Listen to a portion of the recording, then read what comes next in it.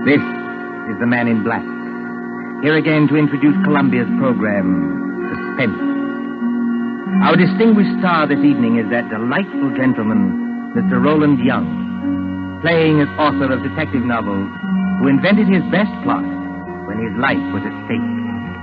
With Mr. Young to play his long-suffering secretary is Miss Peggy Conklin.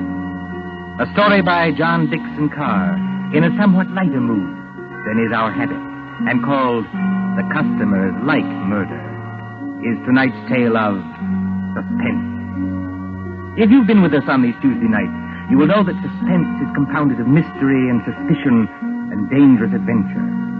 In this series are tales calculated to intrigue you, to stir your nerves, to offer you a precarious situation, and then withhold the solution until the last possible moment.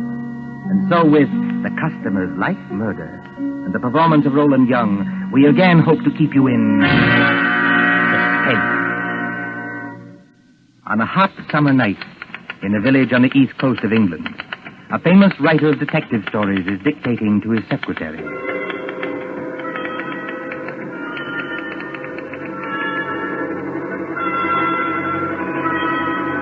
You have all heard of Mr. Gerald Hawkstown, celebrated author of Murder on the Woolsack, Aconite at the Admiralty, Who Shot the Prime Minister, and other thrillers which have held us past the midnight hour. You have followed the exploits of Pendleton King, diplomat detective. Gerald Hawkstown lives quietly at Deal, with his friend Dr. Roberts nearby, in case he should need medical knowledge. And his pretty, if somewhat pert Canadian secretary, Miss Patricia Phillips. Gerald Hawkstown would be a happy man, even in wartime, if it were not for...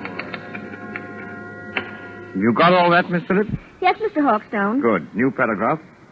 Yes, Mr. Hawkstown. At the head of the great banqueting table, comma, the Lord Chief Justice staggered to his feet, full stop. His face was a ghastly whitish color, and his eyes had become glassy. Is he drunk, Mr. Hawkstown? No, Miss Phillips, the Lord Chief Justice is not drunk. Sounds pretty cockeyed to me.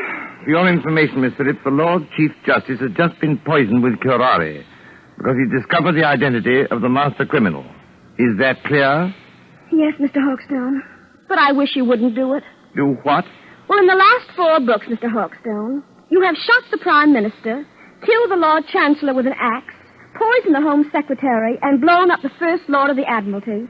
Why don't you stop picking on the poor government and murder somebody else for a change? The Lord Chancellor, Miss Phillips, was not murdered with an axe. No, Mr. Hawkstown? Definitely no. He was beamed with the Great Seal and found dead on the Woolsack. And there's another thing, Miss Phillips. Whether you talk like this because of a dense vacuum in what we will charitably call your mind... Really, Mr. Hawkstown? Or whether you are really making out what you might define as hot cracks, I don't know. But I don't want any more of it, do you hear? Just as you please, Mr. Hawkstown.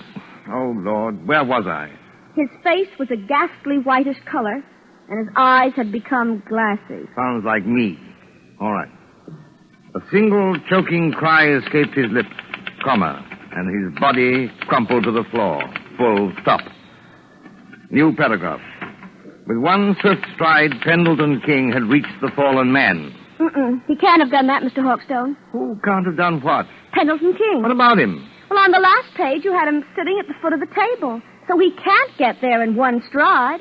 Unless you want him to sail across the room like a kangaroo. There are times, Miss Phillips, when I should like to poison you with curare and dance on your grave. I was only trying to help. All right, change it, strike it out. With hardly a second's delay, how's that? Comma. Pendleton King had reached the fallen man, full stop. New paragraph, quote. I feared it, comma, close quote, he muttered, full stop. Quote. Note the rigidity of the muscles, exclamation point. Note the characteristic odor of curare, which... That won't do, Mr. Hawkstown. Why not? Curare hasn't got any odor. Now, there, Miss Phillips, you've really gone too far. But I can't help that. It's true. If you will permit the small vanity, I am noted for the correctness of my medical knowledge. Who is murdering the Lord Chief Justice, you or I? You are. But you might murder him properly. Curare hasn't got any odor. I say it has. And I say it hasn't. Listen, Miss Phillips. I propose to settle this rather childish dispute by going next door and asking Dr. Roberts. Will that convince you? Ferrari hasn't got any odor. And anyway, the Lord Chief Justice wouldn't be mixed up in any such silliness as this. Silliness, eh? Yes, I said silliness. Read your evening paper. The Lord Chief Justice is sentencing some American gangster who got involved in a robbery over here. That's the sort of thing he really does. You're very fond of these gangster reports, aren't you? Yes, I am, because they're real. Real? Fa! Don't you say fa to me. Merely remarking, Miss Phillips, that with your usual ingenuity, you sidetracked the argument. I am going to see Dr. Roberts. That's not necessary, of course. My own knowledge of poisons is as great as that of any doctor. Dr. Fa. And finally, kindly don't say fa to me, either. When I return, Miss Phillips, I hope to find you in a better frame of mind. Please observe that I, at least, have been able to keep my temper. Excuse me. All right. Go on. See if I care.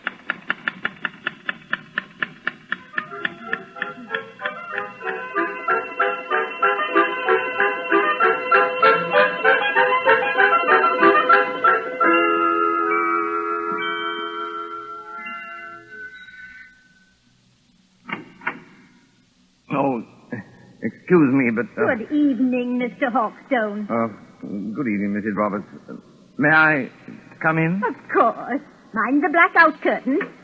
My, isn't it hot and stuffy tonight? Rather close, yes. Is the doctor in? I'm afraid he isn't, Mr. Hawkstone, but I expect him back any minute. Oh, out on a call? No, I'm almost certain he isn't, because that's his medicine case and stethoscope there on the table. I think he's just gone up the road to get some tobacco. Do you mind if I wait? Not at all. But you will excuse me if I run along. I promised Mrs. Anderson I'd drop in there. It's her neuralgia again, and I'm terribly late already. Don't let me detain you, Mrs. Roberts. Go right ahead. I'm afraid you'll have to wait in George's consulting room. I've got most of the house dark so I could keep the windows open. You know which room it is? Yes. Yes, I could find it blindfolded. Oh, and I wonder if you take the medicine case and stethoscope and drop them in the consulting room. George is so careless. He lets them lie about anywhere. Medicine case? Stethoscope, yes. As a matter of fact, I've always wanted to hang one of these things around my neck like this. Look almost like a doctor, don't I? Good night, Mrs. Roberts. Good night, Mr. Hawkstone. See you later. So what I write is silliness, eh? And I don't know anything about poisons. And I call her Miss Phillips instead of Patricia. Ah, here we are. Where's that light switch? Good Lord. Come on in, Doc. Close the door. Who the deuce are you? You want to keep healthy, Doc? Just do what you're told. Come in and close the door. Is that by any chance a revolver you're pointing at me? Ain't no cigarette case. I'm warning you. Oh, I'm hanged. I've done it 1,000 times in stories, but I never thought... Don't drop that junk you're carrying either. You're going to need it, Doc, when you come along with me. Come along with you? Where? Just to see a guy, that's all. To see a... Oh, wait a minute. You don't think I'm the doctor? Now, look, Doc. I ain't got any time for gags, see? The boss says to bring you, so I bring you. There'll be a very sick man out there if you don't go. Yes, there'll be a very dead man out there if I do go. I tell you, old man, you're making a terrible mistake. Now, look, Doc. My name is Hawkstone. I live next door. I'm not a medical man, and I never... Somebody's coming. Miss Phillips.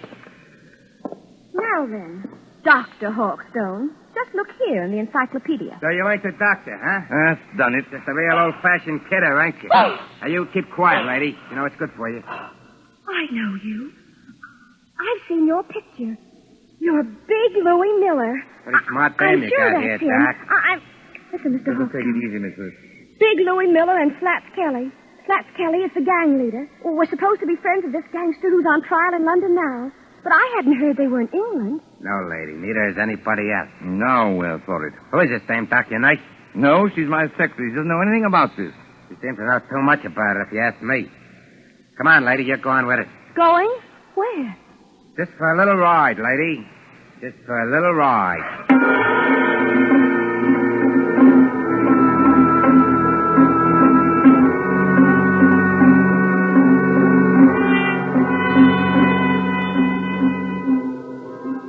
Far out from the village, in flat and miry swampland where pools of stagnant water gleam under the moon, stands the old Rutherford House. It is a desolate place, on the track of Field Marshal Goering's bombers when they crossed the coastline. But there are no searchlights here, and no guns. Only the heat on the glimmering marshes and the decaying, weather-boarded house as a motor car approaches. Drive straight ahead, Doc. Right around to the back of the house.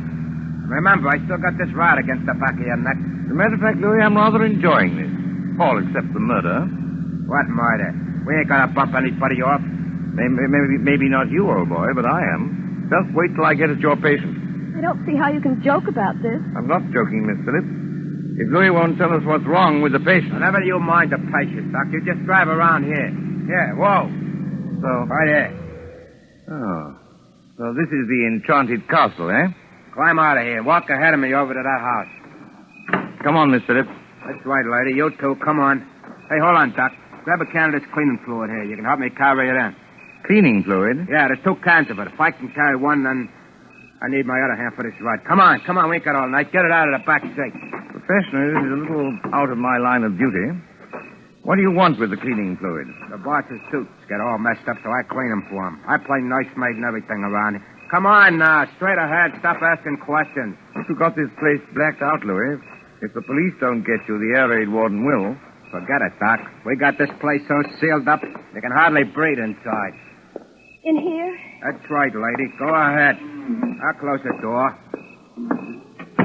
I can't see, old boy. Which way? Here. Set that can down and follow me. You too, lady. Right here, with the curtains hanging over the door. Now, I want you to meet the boss. So I open the curtain like this. Howdy, Doc. Come right in. Glad to see you. I've been expecting you. Glad to see you, old man. I imagine you're the celebrated Mr. Kelly. That's me, Doc. Slaps Kelly to you. Glad to see you taking this nice and friendly. Louis, what's the idea of bringing in the dame? I couldn't help it, boy. Oh? She says nice, see? She was with him, and she knew who I was. She did, eh?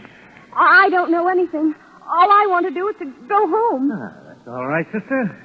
You'll go home all nice and friendly. As soon as I've had a little talk with the doctor. A talk about what? Well, we're not what you might call comfortable here, Doc. Well, we've got flashlights, canned food, plenty of liquor, portable radio that works on a battery.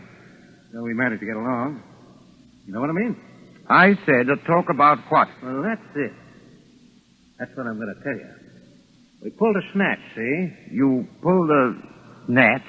You mean he means they kidnapped somebody. That's right, sister. You speak English. May I ask who was snatched? Well, I'll tell you, Doc, because it'll have you a big laugh. The guy we snatched was the big shot you call the Lord Chief Justice. You snatched the Lord Chief Justice? We sure did, Doc, and his clerk, too. They're in the room right over there. Shut your trap, Louis. I didn't mean nothing, boss. I was only Did trying you hear me say shut your trap? Okay. But look here, what was the idea behind this snatch? Well, I'll tell you, Doc. We got a pal, see? Well? Dominic Forelli, his name is. He's up on a grand larceny rap, and Forelli don't like grimy jails. He don't like 'em at all. Besides, the dirty little rat owes me 14 G's. So what do? Snatch the Lord Chief Justice, apparently, but why? Because the mouthpiece back home tells me long ago that a man can't be sentenced except for the judge that tried him. And the Lord Chief Justice is the judge who tried Dominic Forelli, is that it? That's right, Doc. But it ain't the main thing. This Chief Justice is a pretty important guy, see? So, what do? We write to the cops and say, now look, we got the old bird in a place where you'll never find him, and if you want to keep things nice and friendly, just spring Dominic Forelli. Spring him? Turn him loose. Sure. Spring Forelli, and you'll get the old judge back in one piece. If you don't do it, you'll get him back with his head as full of holes as a Swiss cheese. And we're not kidding. This is horrible. I can't stand it. Take it easy, sister. Take it easy. You know, Slats, I admire you tremendously. You do, Doc. Why? Because you've invented a crazier idea than I ever did. Just what do you mean by that crack, Doc? You don't honestly think the government will make a bargain with you. I sort of think they will, Doc. I sort of think they will. But what if they don't? It'll be just too bad for a lot of people. You know what I mean? Well, wouldn't I like to give that judge a going over? Louis got a sort of a grudge against the old guy, Doc. Well, wouldn't you have? Louis' temperamental, see? He gets bored easy. So he says to the old guy and his clerk, he says, can you play poker? Just says, sure. So they play poker from 6 in the evening to 5 in the morning. What do you know?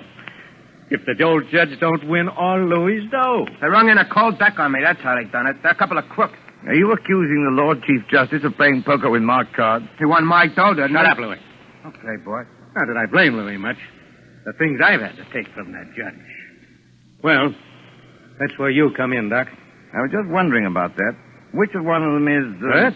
There's nobody hurt. Not yet. Then what the devil do you want with me? I want them kept quiet so they don't keep trying to escape. We can't get tough with them, not until I get Pirelli and my 14 Gs. And I want you to give them a hypodermic or something that'll keep them out cold for 2 days. Can you do that? Why, yes, I don't know. I suppose I could. Mr. Hawkstown, for heaven's sake, be careful. Now, what do you use to dope them? Well, under the circumstances and considering all the factors involved, I think I should use morphine. Have you got any morphine in that black satchel? Oh, yes. Plenty of morphine. I always go about equipped for these little emergencies. Well, then open the satchel. Come on, open it. Well, there you are. Dozens of little bottles, anyway. Now then, Doc, which one of them bottles is the one that has the morphine in it? The fact is, Slats... Come on. Which one is it? Listen, boss. Louis, how many times do I have to tell you to shut up? Yeah, but it's the midnight news. The news on the radio. You said you wanted to hear it. It's after midnight now. Why didn't you tell me? It's all right, boss. I switched the radio on. Well, then keep quiet, all of you. A couple of seconds now, you're going to hear some mighty sweet news. I wonder. So do I. Quiet. The Lord Chief Justice. Hey, that's us, ain't it? The kidnappers, stated Superintendent Hadley of the CID, seem to entertain a belief that no sentence can be passed on a criminal except by the judge who tried him. Whatever may be the law in certain American states, this is not the case here. Dominic Forelli, alias Dominic Stevens, was today sentenced by Mr. Justice Stoneman to 14 years hard labor and this evening entered Dartmoor prison. Why, that One moment, please. double-crossing lawyer told me... Take it easy, boy. Look at Take it Jack easy. Kelly. He's as white as a ghost, and his mouth is twisting back as though... Here is a bulletin just received. Scotland Yard flying squad cars, assisted by the constabulary of a county which for obvious reasons cannot be named, are closing in on the two kidnappers, believed to be men already wanted in the United States for murder. That's us, boss. Should anyone who has any further information about these men, whose descriptions follow, communicate with New Scotland Yard, telephone number Whitehall 1212... Just wait till I get my hands on it. That's all right, boss. Everything's all right now. I turned it off. Can't do more than turn it off, Louis. I'll fix that thing. Hey, what are you going to do, boss? Hey, don't bust the radio. There.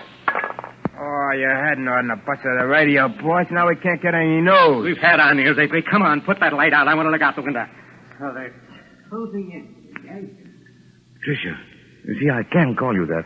Why couldn't you have called me that weeks ago? Oh, well, putting that aside, I started it as half a joke. But I'm not joking now. I intend to get that rat-faced Slats if it's the last thing I ever do. It probably will be. But how are you going to? First, Pendleton King, my dear. He's got out of worse scrapes than this. 14,000 bucks gone. And the cops on our tail while we stand here yapping. You heard what that radio said, Louis. Yeah, I heard it, all right. Look, boss, we better lamb out of here while Sure, it's we time. will, Louis. Before we go, we settle things with the old guy in the other room. You can't get away with it, Louis. This is England. They'll hang you. So what? We got a murder rap a face in the States, ain't we? And I just as soon hang as fry. What about you, Louis? You said it, boss. Let me take this rat of mine, stick it against the back of the old guy's neck, and... No. No right. That's too easy. Easy? Sure. One slug and it's all over. This guy rates special treatment. And that's where the doctor comes in. You know anything about poisons, Doc? I know a good deal about poison. The customers like murder. What's that? Oh, nothing. Just a slogan in my profession. Look, Louis, do you remember the time Johnny Presco was running the old Third Avenue Social Club? Yeah? And Mike Delaney talks out of turn? And they feed him some white stuff called strychnine? Oh, yeah. And sit around and light cigarettes and watch him die. It took 4 hours, Doc, and you could hear the rats screaming as far as 81st Street. Now, wait a minute, Slats. You I can't... can't, huh? We'll see. You got any of that white stuff, Doc? Well, Come on, I you've might. got I something don't know. in that bag that'll make the old guy squeal now, haven't you? Why, yes, I suppose I have, but... Listen, get this sure. You can do it the hard way, Doc, or you can do it the easy way. Louis gets to work on you. Maybe you'd be smarter to hand the stuff over right now. What do you say? Listen, boss. Listen. What's the matter, Slats? Troubled by the heat? It is hot in here with all the windows sealed up. That sounds like planes. It is planes. British planes going over to put the heat on Germany? No such luck, old boy. German planes coming to bomb us. About a dozen Heinkels, flying 20,000 feet up. Mm-hmm. Very keen ear, Miss Phillips. I'd say not over 15. That's the first wave set. There'll be another wave in a minute or two. But you needn't be alarmed. They're going somewhere else. They only... Duck, Louis, duck! The way I heard you forced them under the table already. Only a little visiting card set and fully a quarter of a mile away. Put out that light, Why Louis, and bother? pull that curtain back off the window. Yeah, but what's it? See what you can see. Okay. Do as I tell you, all Big Luck. All right. They can't see a thing. The sky's as black as pitch. Oh, look over there. Well, what is it? It's a light, boy. Funny kind of a white light. Up there over the trees. It's not very steady. It starts and then dims, and then it starts and dims. Only a basket of incendiary bombs, Louis. Incendiaries, eh? What is it, Jerry? You got an idea? Louis, this is just what we've been waiting for. Those Scotland Yard cars are going to get held up until we can settle things with those guys in the other room. Come along with me. Why don't you two lugs get smart? Jerry. What's that? You don't want to have your neck cracked on a rope, do you? Or burn in the electric chair back home? What are you getting at? Why not take advice from somebody who's been killing people in a professional way for 15 years? I'm not in the mood for gags, Doc, but keep on talking. This Lord Chief Justice and his clerk, what do they look like? Well, the judge is a little guy with a bald head like me. And the other one is a big guy with a punch-drunk pan like Louis. Why? I thought so. I've seen their photographs. When the next wave of planes comes over, and it will, why shouldn't an incendiary bomb hit this house? You mean you think it ain't too safe here? Be quiet, Louis. Go ahead, Doc. In other words, you leave the Lord Chief Justice and his clerk tied up in the other room. Then all you have to do is to set fire to the place. Justice cheated, Pendleton gangsters die and blaze. Jerry Hawkstown, have you gone crazy? They may catch you eventually, yes. But it'll give you a few days' start. Hey, maybe you got something there, Doc. And it's got to look good. This house must go up like a piece of paper in a furnace, past any possibility of being put out. Yeah, and that's the catch. Why so? Well, this house is in the middle of a swamp, see? It's as damp as your own climate. You couldn't make it burn with a blowtorch. Oh, yes, you could. Aren't you forgetting the cleaning fluid? Cleaning fluid? In that other room, you've got 2 gallons of cleaning fluid. That's benzene, a derivative of petrol. Soak every inch of the floor of that room with it, every inch of it, mind, and the place will go up like tinder. Well, it's worth a try, Louis. Turn on your flashlight. Okay, boss. And, what about you two, Doc? Afterwards? We're accessories, aren't we? Are we likely to talk? Better put a couple of slugs in them, boss, and drop them on the road. What's 1 or 2 more bumps in a spot like this? Maybe you're right at that. Well, anyway, Doc, thanks for a swell idea. You heard what the doc said, Louis. Get going with that cleaning stuff. Both of you had better do it. I'm warning you. Oh, why? Hear that? Because there isn't much time. Here they come. You can't have a fire start after the last wave of planes has gone over. Well, maybe you got something there, too. But I'll just take a little precaution first. What are you going to do? These are handcuffs, sister. 2 of the neatest pair of cuffs we ever swiped off a dumb cop. Oh, well, just lock your arms around the back of the chair, like this. And the doc's arms around the back of his chair, like this. And we'll get going. Come on, Louis, through the curtain. Okay, I'm coming, boss. Bye-bye, Mr. Hawkstone, and your lady friend. Be seeing you in the funny papers. Or in the morgue.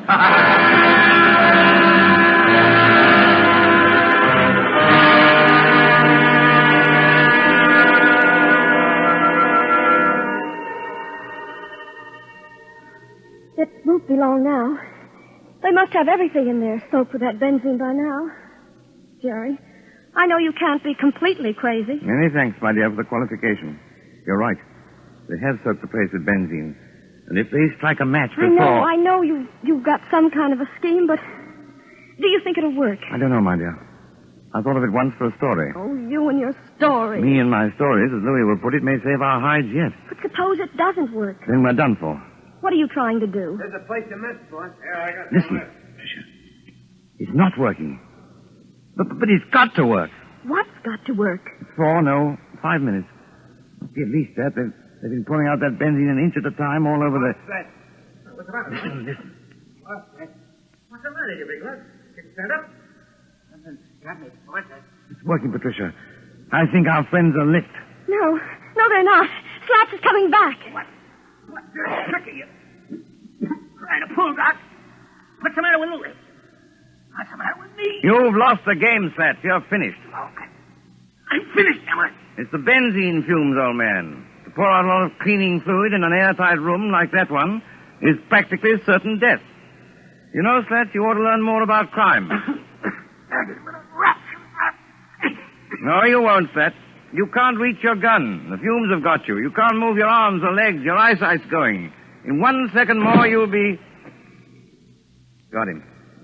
Dead to the world. You mean, It worked, Patricia. It's practical. It worked. are you trying to tell me that you killed those 2 men? Not necessary. Listen. That sounds like cars. Probably police cars. We're just about to be sensationally rescued, just like fiction. Jerry. Jerry. Come on out of there. Come on in and get us, you lug. Don't talk like Louis or we'll get a bullet through the head yet. Yes, that is a thought. We're prisoners. We're victims. This way, please. Mr. Sergeant, and I was never so glad to see a uniform in my life. Here now. What's going on in this place? Louis Miller knocked out in that room? And blimey, if it's not Slats Kelly knocked out in this room. Just a couple of mugs I polished off, Sergeant, all in the day's work. You mean they're dead? They'll be all right if you drag them out in the open air. Oh, I recognize you. You're the writer who was kidnapped tonight. Yes, and you will find the other snatches in that room. But first of all, have you got a key that'll unlock regulation police handcuffs? I certainly have, sir, and I'll get you loose in a jiffy. Never mind me, Sergeant. Never mind my handcuffs. Get this lady free. She's the one I'm concerned about. You know, that's awfully kind of you. It's something practically chivalrous. Chivalry, my eye. There you are, young lady. Have you got your notebook and pencil in that handbag? You don't want me to take dictation now? The true artist, madam, takes no account of time or place. Are you ready? Yes, Mr. Hawkstone. Well, you admit now that my plot is practical. Yes, Mr. Hawkstone. Now then, The Income Tax Murder by Gerald Hawkstone, Chapter 1. But, Mr. Hawkstone, Just as Big Ben was striking midnight, a hooded face looked into the window of the luxurious study occupied by the Chancellor of the Exchequer. Full stop. The hooded figure chuckled as it softly lowered inside the window a large tin of cleaning fluid. New paragraph. The Chancellor himself was hard at work devising a new scale of income tax. but Mr. Hawkstone, that's a completely different story. I thought you were going to murder the Lord Chief Justice. Haven't you any professional taste? How can I murder the Lord Chief Justice when I just saved his life?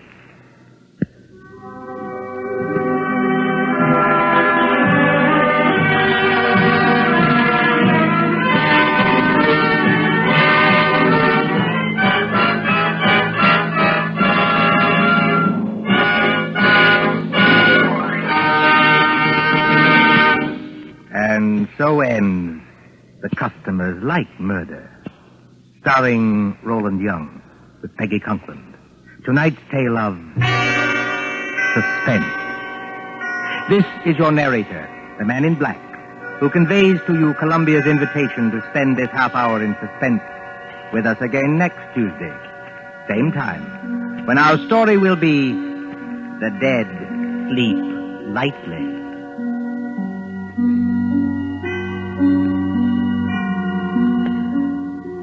William Spear, the producer, John Dietz, the director, Bernard Herrmann, the composer-conductor, and John Dixon Carr, the author, elaborated on tonight's Suspense.